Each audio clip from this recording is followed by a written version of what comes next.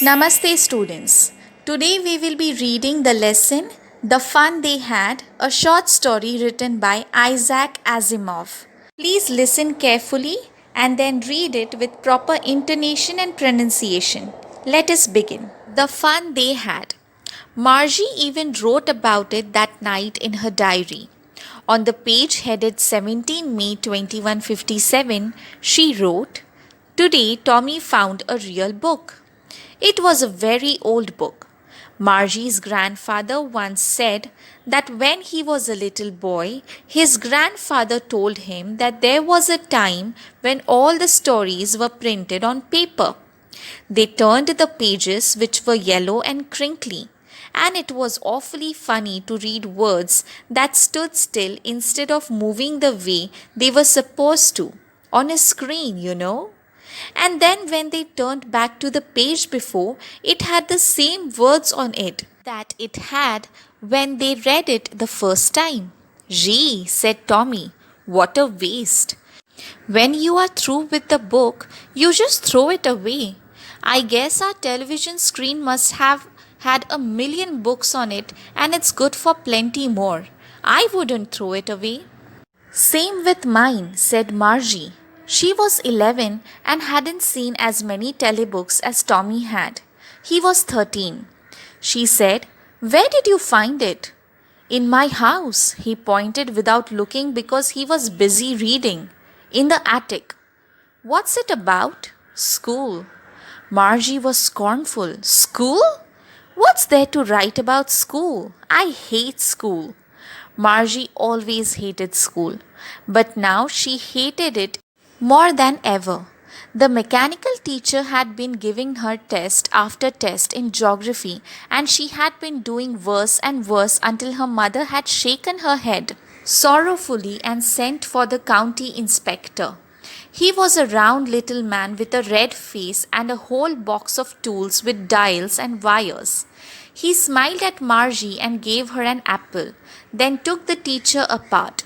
Margie had hoped he wouldn't know how to put it together, but he knew how all right. And after an hour or so, there it was again, large and black and ugly, with a big screen on which all the lessons were shown and the questions were asked. That wasn't so bad. The part Margie hated most was the slot where she had to put homework and test papers.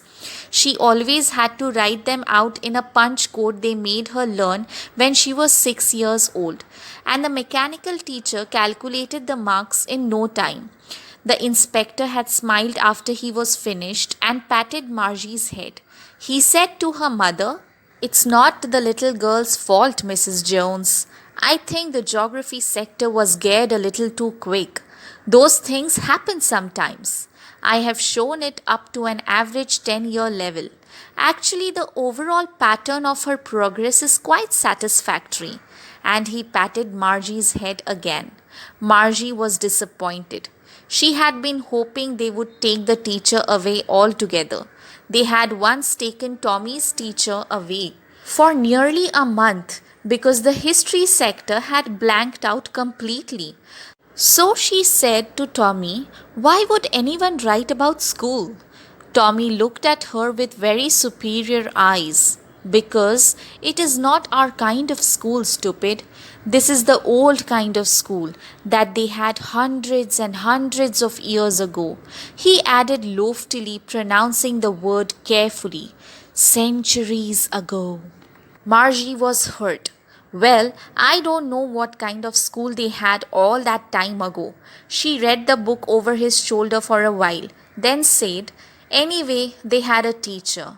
Sure, they had a teacher, but it wasn't a regular teacher. It was a man. A man? How could a man be a teacher?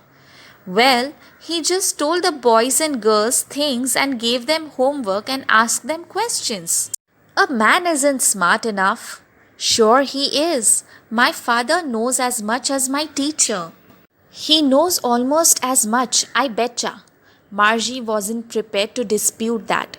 She said, I wouldn't want a strange man in my house to teach me. Tommy screamed with laughter. You don't know much, Margie. The teacher didn't live in the house. They had a special building and all the kids went there. And all the kids learned the same things? Sure, if they were the same age.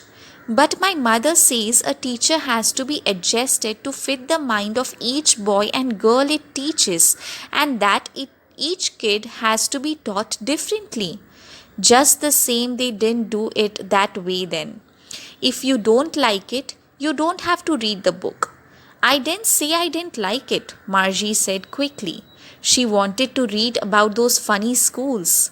They weren't even half finished when Margie's mother called, Margie, school!